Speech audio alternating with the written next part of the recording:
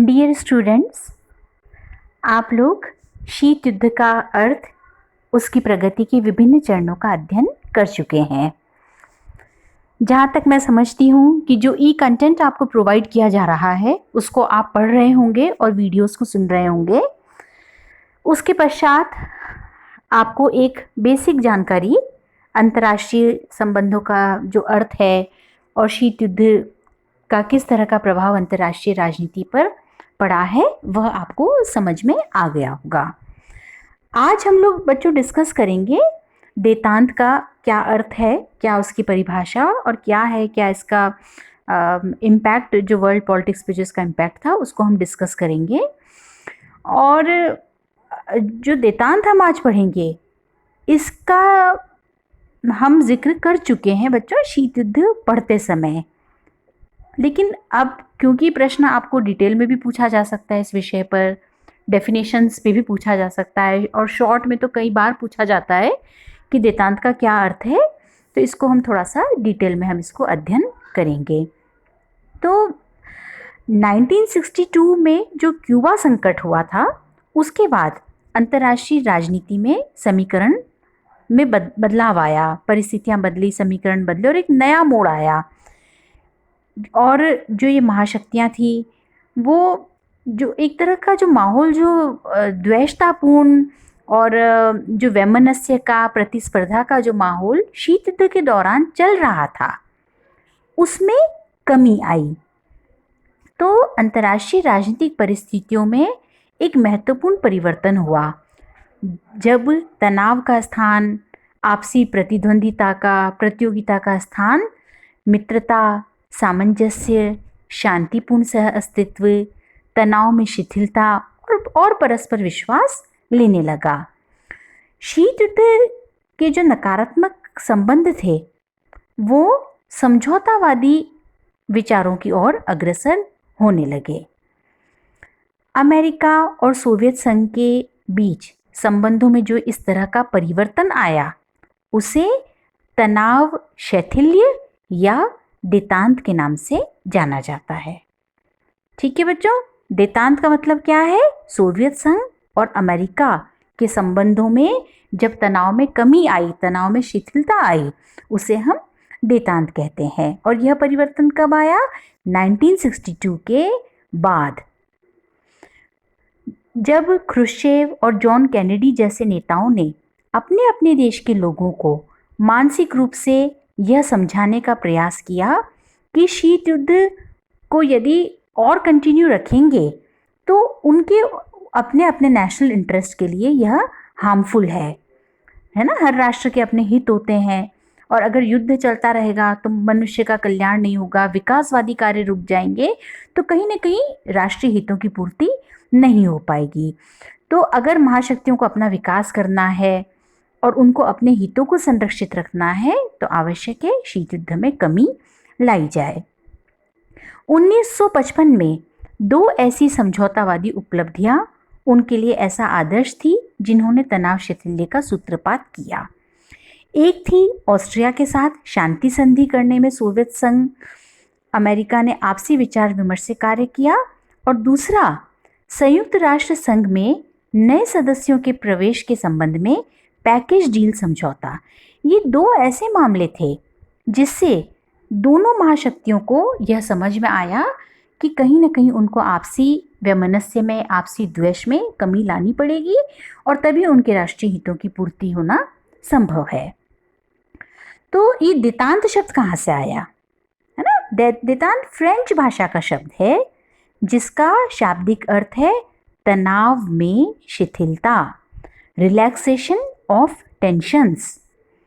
अंतर्राष्ट्रीय राजनीति के परिप्रेक्ष्य में देतांत से तात्पर्य सोवियत और अमेरिका में तनाव में कमी आना है, यानी कि उनमें आपसी सहयोग बढ़ना, उनमें आपस में मित्रता बढ़ना और शांतिपूर्ण सह अस्तित्व की भावना का वातावरण तैयार होना। ऑक्सफोर्ड इंग्लिश शब्दकोश के अनुसार देतांत दो राज्यों के तनावपूर्ण संबंधों की समाप्ति है। यदि हम और परिभाषाओं को देखें तो डॉक्टर बी के श्रीवास्तव के अनुसार संयुक्त राज्य अमेरिका और सोवियत संघ ने अब शीत युद्ध के संघर्षपूर्ण संबंधों का अवसान करने का निश्चय किया, जिसे प्रायः देतांत के नाम से जाना जाता है। डॉक्टर हेनरी किसिंजर काफ़ी प्रसिद्ध हैं, अंतर्राष्ट्रीय संबंधों में आपका उल्लेखनीय योगदान है। उन्होंने देतांत को पारस्परिक परमाणु भय के रूप में अभिव्यक्त किया है। उनकी धारणा है कि अणु युग में सैनिक शक्ति और राजनीतिक दृष्टि से व्यवहारिक शक्ति में जो असंगति है वह देतांत है। डॉक्टर जफर इमाम के अनुसार पश्चिमी दुनिया में जो अर्थ देतांत का है उसे शांतिपूर्ण सहअस्तित्व के रूप में अभिव्यक्त किया जा सकता है। जॉर्ज एराबाटो मानते हैं कि देतांत अंतर्राष्ट्रीय स्थितियों की नई वास्तविकताओं से समझौता है।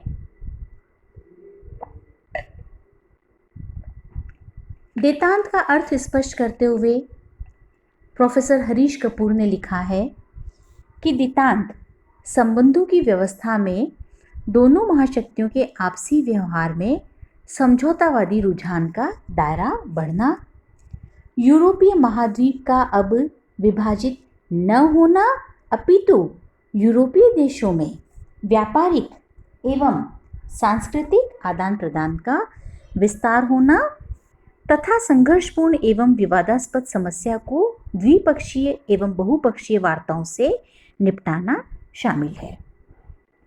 तो कुल मिलाकर हम जो विभिन्न विद्वान हैं उनके विभिन्न जो उन्होंने परिभाषाएं दी है, जो अर्थ दिया है, उसके आधार पर हम कह सकते हैं कि अंतर्राष्ट्रीय राजनीति में देतांत अमेरिका और सोवियत संघ के मध्य सामंजस्यपूर्ण संबंधों का नाम है। देतांत दोनों महाशक्तियों के बीच मतभेद के स्थान पर शांतिपूर्ण सह अस्तित्व के संबंधों का नाम है। देतांत का यह अर्थ बिल्कुल भी नहीं है कि दोनों महाशक्तियों में मतभेद समाप्त हो गए हैं या उनमें आइडियोलॉजिकल डिफरेंस, विचारधाराओं का मतभेद नहीं रहा है या उनमें राजनीतिक, आर्थिक या सैनिक प्रतियोगिता समाप्त हो गई है। बात समझना बच्चों कि संबंधों में उनके जो मतभेद है वो समाप्त नहीं हुआ है।